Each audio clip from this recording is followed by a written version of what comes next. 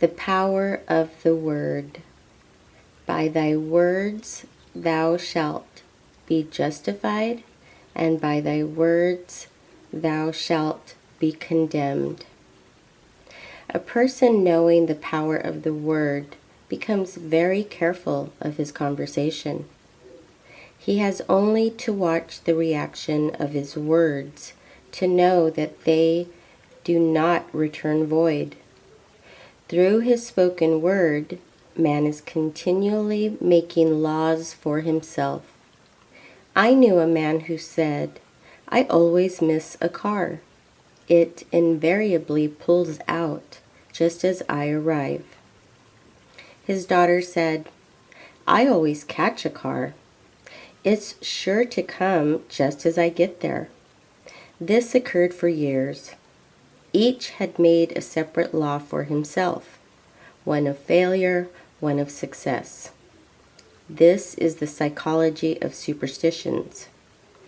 The horseshoe or rabbit's foot contains no power, but man's spoken word and belief that it will bring him good luck creates expectancy in the subconscious mind and attracts a lucky situation. I find, however, that this will not work when man has advanced spiritually and knows a higher law. One cannot turn back and must put away graven images. For example, 2 men in my class had had great success in business for several months, when suddenly everything went to smash. We tried to analyze the situation, and I found instead of making their affirmations and looking to God for success and prosperity, they had each bought a lucky monkey. I said, "Oh, I see. You have been trusting in the lucky monkeys instead of God.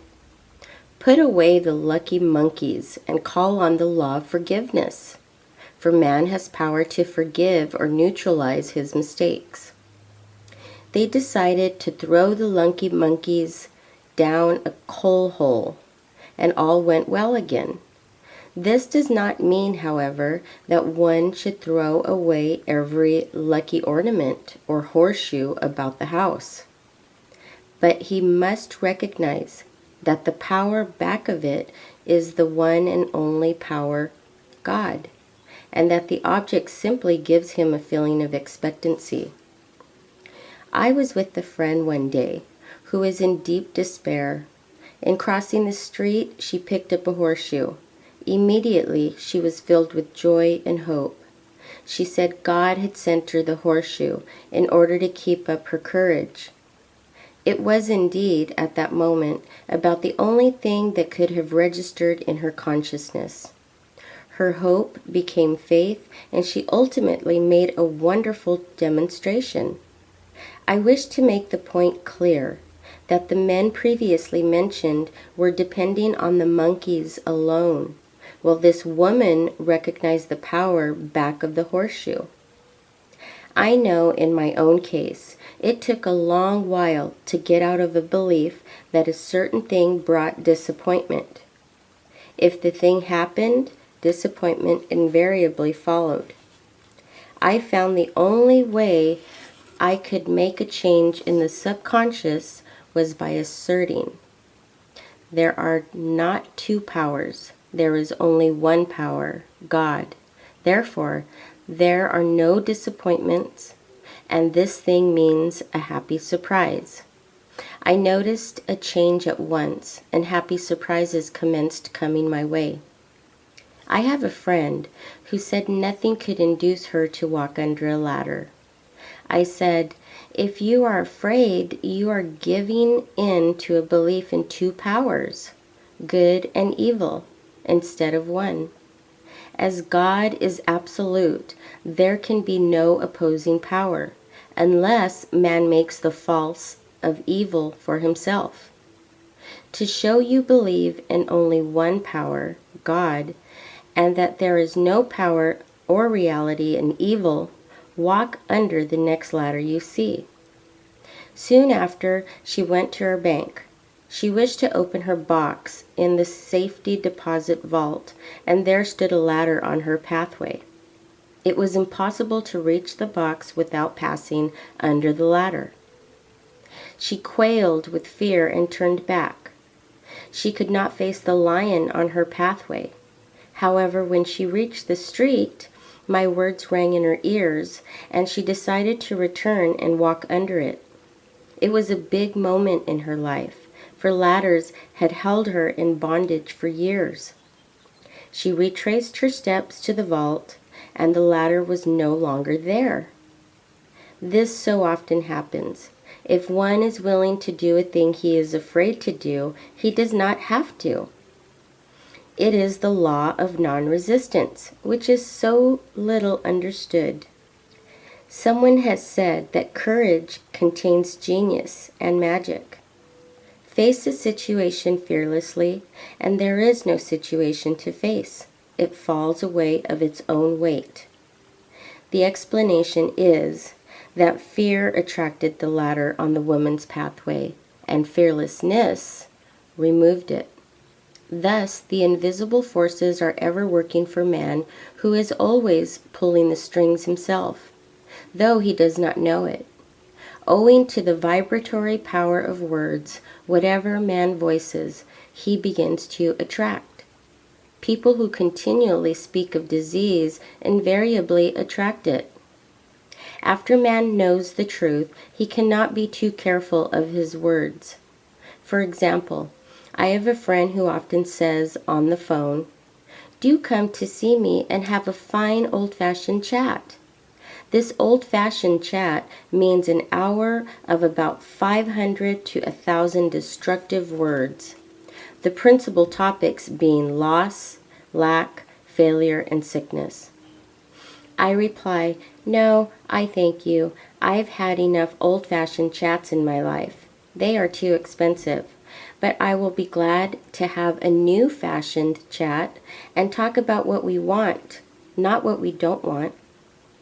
There is an old saying that man only dares use his words for 3 purposes: to heal, bless, or prosper. What man says of others will be said of him, and what he wishes for another, he is wishing for himself.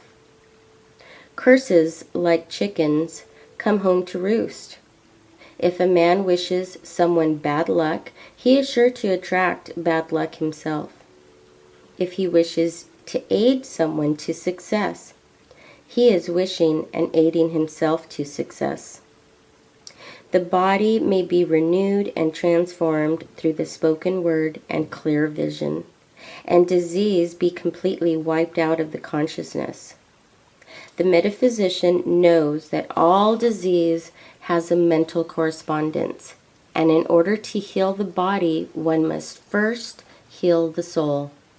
The soul is the subconscious mind, and it must be saved from wrong thinking.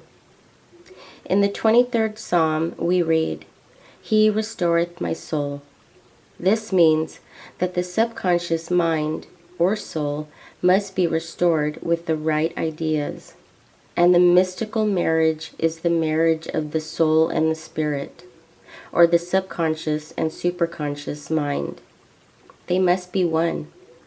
When the subconscious is flooded with the perfect ideas of the superconscious, God and man are one. I and the Father are one. That is, he is one with the realm of perfect ideas. He is the man made in God's likeness and image, imagination, and is given power and dominion over all created things, his mind, body, and affairs. It is safe to say that all sickness and unhappiness come from the violation of the law of love. A new commandment I give unto you: love one another. And in the game of life, love or goodwill takes every trick. For example, a woman I know had for years an appearance of a terrible skin disease. The doctors told her it was incurable, and she was in despair. She was on the stage, and she feared she would soon have to give up her profession, and she had no other means of support. She, however, procured a good engagement, and on the opening night made a great hit. She received flattering notices from the critics and was joyful and elated. The next day she received a notice of dismissal. A man in the cast had been jealous of her success and had caused her to be sent away. She felt hatred and resentment taking complete possession of her, and she cried out, "Oh God, don't let me hate that man." That night she worked for hours in the silence. She said, "I soon came into a very deep silence. I seemed to be at peace with myself, with the man, and with the whole world. I continued this for 2 following nights, and on the 3rd day I found I was healed completely of the skin disease." In asking for love or goodwill, she had fulfilled the law, for love is the fulfilling of the law, and the disease which came from subconscious resentment was wiped out. Continual criticism produces rheumatism, as critical, inharmonious thoughts cause unnatural deposits in the blood, which settle in the joints. False growths are caused by jealousy, hatred, unforgiveness, fear, etc. Every disease is caused by a mind not at ease. I said once in my class, "There is no use asking anyone what's the matter with you. We might just as well say, who's the matter with you?" Unforgiveness is the most prolific cause of disease. It will harden arteries or liver and affect the eyesight. In its train are endless ills. I called on a woman one day who said she was ill from having eaten a poisoned oyster. I replied, "Oh no, the oyster was harmless. You poisoned the oyster." "What's the matter with you?" she answered. "Oh, about 19 people." She had quarreled with 19 people and had become so inharmonious that she attracted the wrong oyster. Any inharmony on the external indicates there is mental inharmony. As the within, so the without. Man's only enemies are within himself, and a man's foes shall be they of his own household. Personality is one of the last enemies to be overcome, as this planet is taking its initiation in love. It was Christ's message, peace on earth, goodwill towards man. The enlightened man, therefore, endeavors to perfect himself upon his neighbor. His work is with himself, to send out goodwill and blessings to every man. And the marvelous thing is that if one blesses a man, he has no power to harm him. For example, a man came to me asking to treat for success in business.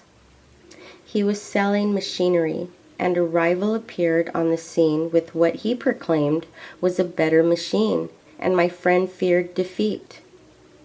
I said, "First of all, we must wipe out all fear, and know that God protects your interests, and that the divine idea must come out of the situation.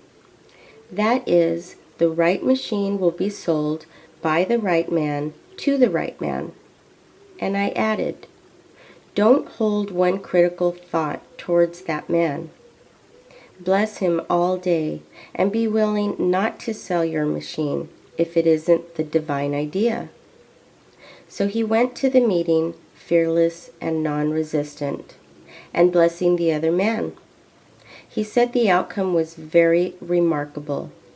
The other man's machine refused to work, and he sold his without the slightest difficulty. But I say unto you, love your enemies, bless them that curse you, do good to them that hate you, and pray for them which spitefully use you and persecute you. Goodwill produces a great aura of protection about the one who sends it, and no weapon that is formed against him shall prosper. In other words, love and goodwill destroy the enemies within one's self. Therefore, one has no enemies on the external. There is peace on earth for him who sends goodwill to man.